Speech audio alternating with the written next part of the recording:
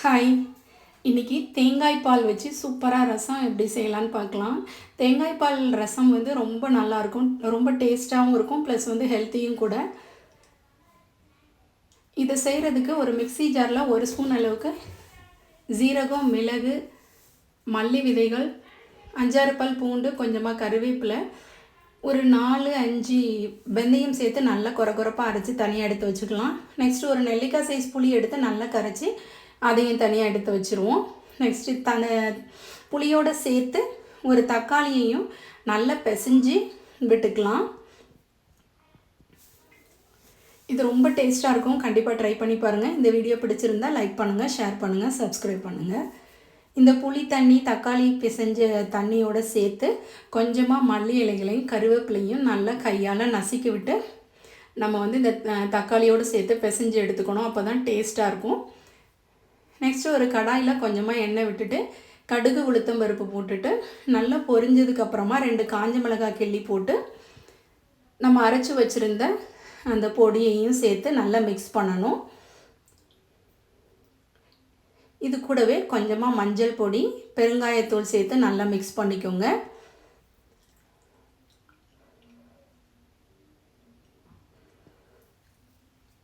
இது நல்லா வதங்கினதுக்கப்புறமா நம்ம கரைச்சி வச்சுருந்த புளி தண்ணி இதோட மிக்ஸ் பண்ணிக்கலாம்.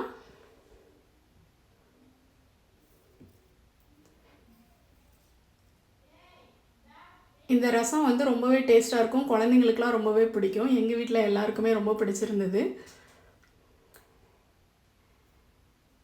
இப்போ இந்த தண்ணியையும் மிக்ஸ் பண்ணிவிட்டு லைட்டாக கொதி வர வரைக்கும் வெயிட் பண்ணி நம்ம வந்து தேங்காய் பால் ஆட் பண்ணலாம்.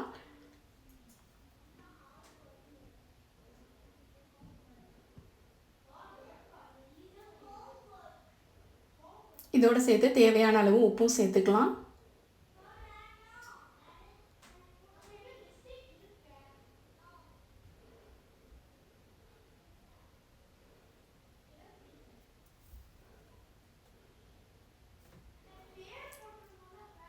இந்தளவுக்கு வெயிட் பண்ணி நல்லா கொதி வந்ததுக்கப்புறமா தேங்காய் பாலை வந்து நம்ம ஊற்றிக்கலாம். நான் ஒரு பெரிய ஜக் அளவுக்கு தேங்காய் பால் எடுத்து வச்சுருந்தேன், அதை அப்படியே ஆட் பண்ணிக்கிட்டேன்.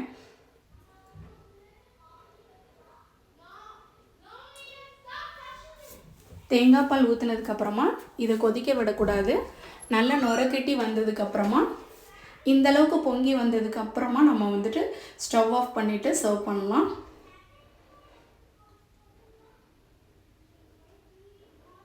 அவ்வளோதான், தேங்காய் பால் ரசம் ரெடி.